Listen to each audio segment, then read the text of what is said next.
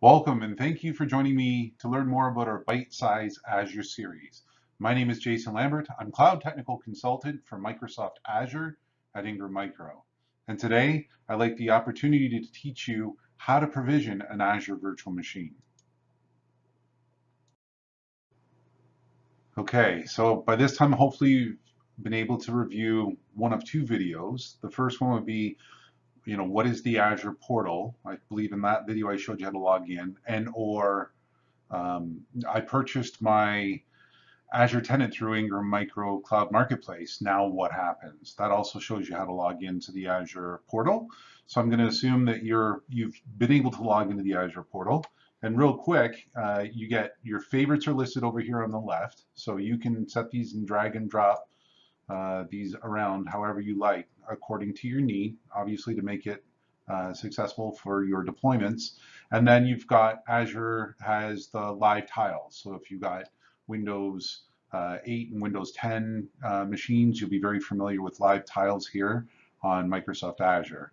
So to create a new virtual machine, I'm going to select New up in the top left-hand corner, and it's going to open up the Azure Blades. I'm going to pick Compute. I'm going to pick Windows Server 2016. Kind of went through that pretty quickly, but I can pick either Windows 2016, Windows 2012, or Linux machines, or also machines that are templated. So if I had decided to pick Cisco Virtual Firewall, I could also deploy an instance of that right from the marketplace. But I'm not getting into those today. I just really want to show you a virtual machine. So I've gone ahead and I've picked a Windows Server 2016 data center. I've got Resource Manager, and I'm going to create the machine. And then the next blade gives me the opportunity to label the machine. So I'm just going to call it Azure Demo 2. Oops, Azure Demo 2. And then I can pick the disk that I want, whether they're spinning disk or SSD. I'm just picking spinning disk for the demo. I can put my name in here, the username administrator, and then I can label or put in my password. And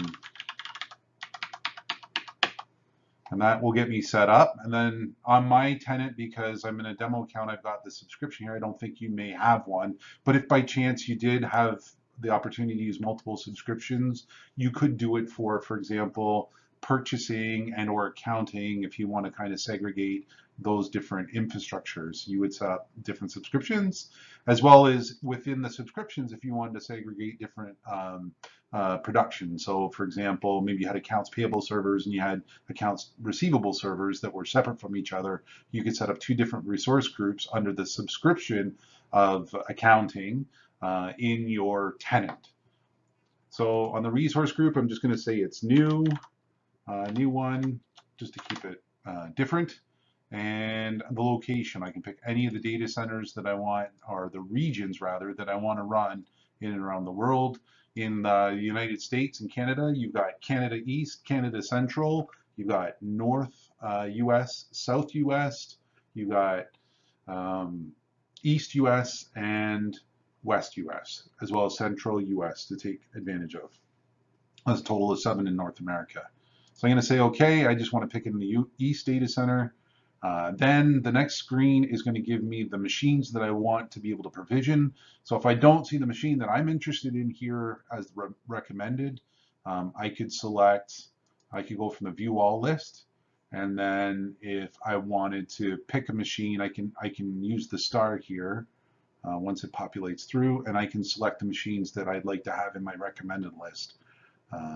But for example, today I'm just going to pick just a simple DS1v2. I'm going to say select.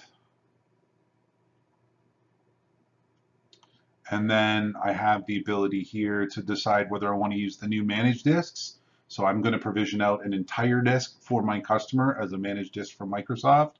If I'm not going to use managed disk, then I'm going to use unmanaged, which means I've got kind of more of it's a virtual disk. It goes all the way up to 1 terabyte in size, and I only actually pay for the data that I use at about $0.05 a gig. So I'm going to say no. I got a storage account that I need to create. Be very particular here when you talk about creating virtual machines and storage accounts. You want to make sure that you identify them well So as you move forward through provisioning for your customer, you know which storage account connects to what devices or services. I can pick up my network here. So I can set up a new virtual network, or if I have an existing network I want to connect to, I could do that. My subnet, my IP addresses, you get 5 virtual IP addresses with every subscription for free, and then additional IP addresses are $3. You can set up your network security group. Again, be very specific on what you label all this so you can understand 6 months from now what you provision, especially if your customer's growing. And then extensions, so if I want to put endpoint protection or other applications, I can work through extensions. High availability, so if I want an availability set, and that's the ability to run 2 machines on fault-tolerant infrastructure, so I had that 99.95% uptime from Microsoft, whereas one machine goes down, the other one will still continue to move forward. I could do that through availability sets. Keep in mind also, Microsoft gives you 2 machines, but does not do the replication of data in those 2 machines. You would either have to use DFS or some other technology. If you had an Active Directory, for example, that replicates. So you have to manage through your best practices on what you would use to consume or ensure that the data was replicated. Then again, I get down to monitoring. So if I want to monitor the boot or the guest OS diagnostics, I can do that. And I can pick my storage account. For today's demo, I'm just going to go ahead and select OK.